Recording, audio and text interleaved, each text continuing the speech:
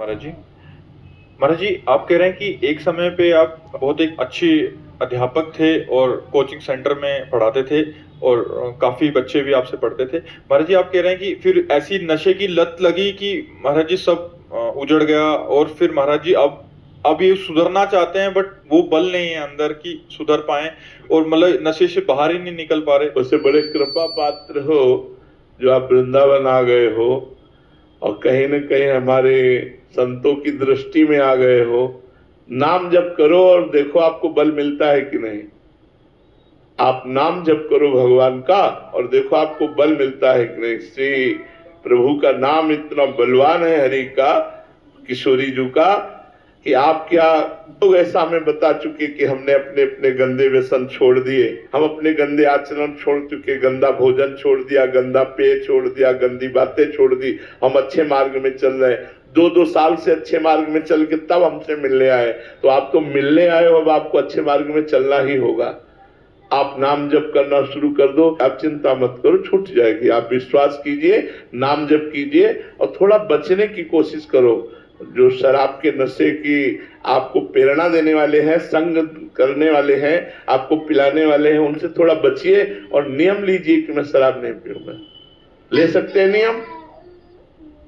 बोलो, मैं श्रीधाम वृंदावन में शपथ खाता हूं कि आज के बाद शराब नहीं लूंगा। श्रीधाम वृंदावन में शपथ लेता हूं, मैं तो शराब। बहुत, हम तुम्हारा सहयोग करेंगे, चिंता मत करो। हमारा ठाकुर है, बहुत बलवान है, हिलना नहीं। हमारी तुम्हारी दोस्ती पक्की, हिलना नहीं इस बात से। बिल्कुल आप नाम जप करो, अगर बदलाव ना आवे तो हमें आप बताना। आज से शराब मत पीना, शपथ खा लिया है, नाम जप करो, थोड़ी कठिनता झेलो और आगे देखो आपको प्यार मिलता है कि नहीं। जहां पर कृपा राम की हुई ता पर कृपा करे सब कोई। आप चिंता न करो, हमारी बात पर विश्वास कर लो यार, हमारी बात पर विश्वास कर लो। हाँ बिल्कुल, हम तो आपको हृदय से लगाए हैं, हमारी बात समझ लो। आज के बाद शराब मत पीना, नाम जप करो, जो परेशानियां उनको सहो, आगे का रास्ता खुल जाएगा। ठीक है, आप धैर्य पूर्वक चलना। ये नहीं कि 10 दिन देखो कि 10 दिन में नौकरी नहीं मिली, हम फिर शराब अपना दिमाग ठीक करने के लिए पीने लगे। शराब दिमाग नहीं ठीक करती, शराब दिमाग खराब करती है। दिमाग, अब हम तो कैसे तुम्हें बताएं, आप लोग तो जानते हैं शराबी भाइयों की क्या लीलाएं होती है। हमने एक भाई को देखा वृंदावन में, उस समय परिक्रमा मार्ग कच्चा था, बीच में छोटी सी नाली थी, वो साइकिल से जा रहे थे और हम राधा वल्लभ जी के दर्शन करके रात्रि के 10 बजे लौटते थे। तो हमने देखा वो साइकिल पकड़ करके बार बार झूम रहे थे। तो हमने कहा चक्कर क्या है कि छोटी सी नाली नहीं। अंततो गत्वा मैं साइकिल से तो उस नाली में गिर गए। जब उनके नजदीक आए तो उनका भाई तुम्हें चक्कर आ गया क्या? तो जब उनकी भाषा निकली और उनकी गंध आई तो हमका भाई शराब पी, उनको उठा के खड़ा किया। हमका भाई थोड़ा तो समझ यार, अगर तू 1500 रुपए का फल फूल लेकर घर जाता तो बच्चे तुझे प्यार करते, तो शराब पी करके नालियों में गिर रहा है, क्या तेरी हालत है। ए भाई, शराब से ना स्वास्थ्य ठीक रहता है, ना बुद्धि ठीक रहती है। लोग कहते हैं रिलैक्स, यार अगर शराब से रिलैक्स होता तो सब रिलैक्स हो जाते। रिलैक्स भगवान के चरणारविंद से होगा।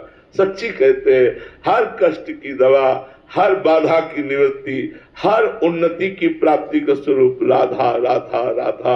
मान लो मेरी बात, अगर मान लोगे तो जान जाओगे, जान जाओगे तो निहाल हो जाओगे, और ना मानोगे तो फिर भोगना ही पड़ेगा। इसलिए सबसे प्रार्थना है, पशुओं का मांस मत खाओ, शराब मत पियो।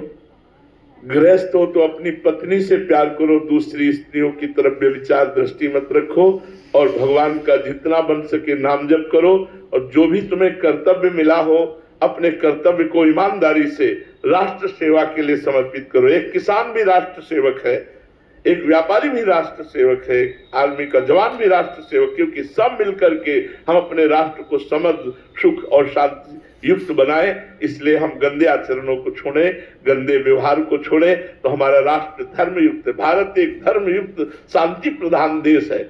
यहाँ ये सब गंदी बातें नहीं, यहाँ तो बहुत एक दूसरे को प्राण देकर सुख देने वाले लोग हुए हैं। हम दूसरों के प्राण हरण कर रहे हैं अपने सुख के लिए, वे विचार आदि करके। इसलिए गंदी बातें छोड़ो, खूब नाम जप करो।